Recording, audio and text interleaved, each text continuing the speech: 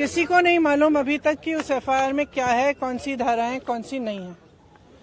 जब ये लड़कियां मेडल जीत के आती हैं तो हम सब ट्वीट करते हैं, सब कहते हैं कि हमारा गर्व है। सारे जितने भी नेता हैं, हम इंक्लूडेड इसमें, हम सब कहते हैं कि ये सबसे बड़ी बात है, देश के लिए अच्छा है, ये है, इन्होंने देश का गर्व सम्मान रखा है।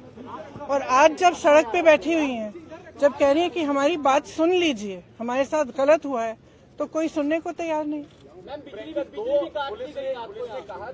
मैंने आपसे, आप बार बार यही कह रहे हैं, मैंने आपसे कहा ना, अगर एफआईआर दर्ज हुए हैं तो कम से कम इनको दिखाना चाहिए कि क्या है, कॉपी देनी चाहिए। मैं आपको पुलिस का स्टैंड बता रहा हूँ। पुलिस का ये कहना है कि 2 एफआईआर उन्होंने इंडिविजुअली दर्ज किए हैं। एक पॉस्को एक्ट, क्योंकि एक माइनर लड़की है, उसकी शिकायत पर पॉस्को एक्ट की धाराओं में दूसरी जो है छेड़खानी के आरोप है, जो कि सीनियर महिला पहलवानों ने की है। और अब इन्वेस्टिगेशन को लेकर जो होना चाहिए, उसको लेकर आपका क्या स्टैंड है? दूसरा ये अरेस्टिंग, देखिए सीधी सी बात है, इतने जो सीरियस एलिगेशंस हैं इस शख्स के बारे में, तो पहले रिजाइन तो करें, उनको पद से तो हटाएं। जब तक पद पे हैं तब तक प्रेशर डालते रहेंगे, तब तक करियर बर्बाद करते रहेंगे लोग। इन्वेस्टिगेशन चल रहा है, इसका मतलब क्या है?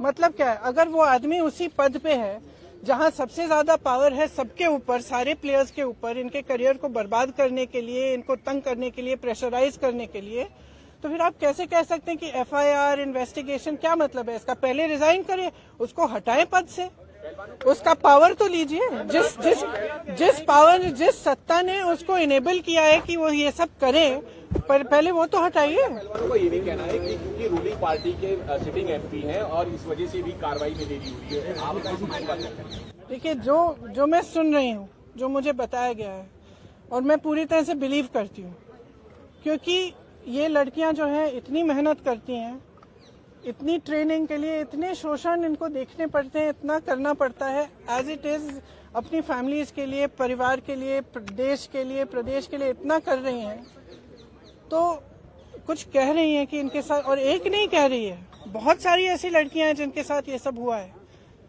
तो मैं समझना चाहती हूँ, एक्चुअली मैं समझना चाहती हूँ कि सरकार इनको बचा क्यों रही है। वो क्योंकि खेल मंत्री लगातार कह रहे हैं, हम बातचीत कर रहे थे, एफआईआर कभी भी हो सकती है, हमने कई राउंड की बातचीत करी। खेल मंत्री और खेल मंत्रालय के रोल को कैसे देखिए आप? उन्हें पहले और दूसरा प्रधानमंत्री के लिए क्या कहेंगे जो इन खिलाड़ियों से अपने घर पर तो मिलते, लेकिन एक हफ्ते से ये लोग घर पर बैठे हैं, प्रधानमंत्री को लेकर के आपकी क्या उम्मीदें हैं और उस पर आप क्या कहेंगे? प्रधानमंत्री से मेरी कोई उम्मीद नहीं है, क्योंकि अगर प्रधानमंत्री जी को इतनी भी परवाह होती तो कम से कम बात तो करते, बुला तो लेते। फिर से जब आपने मेडल लेके आए तो आपने बुलाया ना, घर चाय पिलाई, तो बुलाइए, बात करिए। बच्चियां हैं, बच्चे, हम सबकी बच्चियां हैं। और मतलब और क्या कह रही, ये कह रही है ना कि हमारी 2024 का इलेक्शन है। अब भगवान जाने, मैं आपसे पूछ रही हूँ कि भाई इस आदमी को बचाने के लिए इतना सारा क्यों किया जा रहा है, जब इतनी सारी लड़कियां जिन्होंने देश के लिए इतना किया है, अपने परिवारों के लिए किया है, प्रदेश के लिए किया है, देश के लिए किया है, और इतना मतलब पर्सनल संघर्ष है इनका, आप देख सकते हैं, इन्होंने इतना किया है और आप उसको बचा रहे हैं। भाई इनको बचाओ ना। हमारे देश के बारे में ये क्या कहता है अगर हम अपने बच्चियों को नहीं बचा सकते?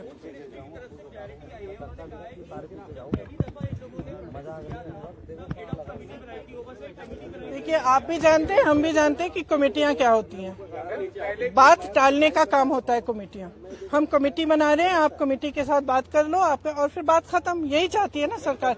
क्यों? चाहे आप उत्तर प्रदेश के एक गांव में देखिए, चाहे कहीं पे भी देखिए, जब महिला का शोषण होता है तो सरकार मौन हो जाती है, चुप हो जाती है। उस बेचारी महिला को हर जगह जाकर एफआईआर दर्ज नहीं होता, एफआईआर दर्ज होता है तो उसकी कॉपी नहीं मिलती। ये कोई नई कहानी नहीं है, लेकिन इन लड़कियों में इतना दम है, इतना आत्मविश्वास है और इतनी करेज है, ब्रेवरी है कि ये लोग खड़े हैं और कह रहे हैं कि हम ये होने नहीं देंगे। तो पूरा देश, मैं आपको बता सकती हूँ कि प्रधानमंत्री जी पहचाने नहीं पहचाने, इनके मंत्री पहचाने नहीं पहचाने, इनकी सरकार पहचाने नहीं पहचाने, पूरा देश इनके साथ है, पूरा देश। और सिर्फ ये सरकार उस आदमी को बचाना चाहती है। सबसे पहले उस आदमी को उस पद से हटाइए, सबसे पहले। कोर्ट में कहा कि इस मामले में कई लूपहोल हैं और राजनीति भी है। ये तो सब देखिए, जैसे ही महिला खड़ी होती है सारे लूपहोल निकल जाते हैं, तमाम ऐसी अफवाहें फैलाई जाती हैं, उस महिला को भी के बारे में भी उल्टी सीधी चीजें कही जाती है, हमेशा आपने देखा है। लेकिन देखिए ये संघर्ष करने वाली महिलाएं हैं, इन्होंने एज इट इज बहुत फेस किया हुआ है और ये फेस करेंगी, ये मुझे समझ में आ रहा है। इसके अलावा यूपी में कई है। आपने तो बहुत पूछ लिया। ऑपरेशन शीश महल में टाइम्स नाउ ने दिखाया कि अरविंद केजरीवाल ने अपने घर में 44 करोड़ उन्होंने खर्च किया सीपीटी के डिजाइन। देखिए आपको पॉलिटिसाइज करना है ये सब, नहीं तो मैं चली जाती हूँ, क्योंकि इसीलिए मैं, यही तो बात है। तो एक्शन तो तब होगा जब पब्लिक प्रेशर आएगा। फ्रैंकली आज ये स्थिति है कि पब्लिक इनके साथ है, पब्लिक प्रेशर डाले। मैं इस देश की हर एक महिला को, हर एक लड़की को कहना चाहती हूँ, ये लड़कियां अकेली खड़ी हैं यहाँ, आप इनके साथ खड़े हो और इनकी आवाज को आप बुलंद करो, क्योंकि जब तक आप खड़ी नहीं होंगी तब तक कोई एक्शन नहीं होगा। इस मामले को निपटने की कोशिश होगी, उसके बाद कुछ नहीं होगा। तो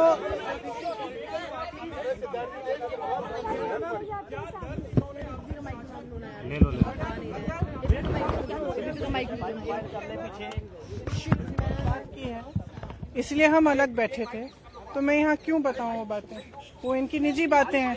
लेकिन मैं इतना बताना चाहती हूँ कि मुझे इन पर बहुत गर्व है कि ये आज इस चीज को लेकर खड़े हुए हैं और इसमें कोई पॉलिटिकल बात नहीं है।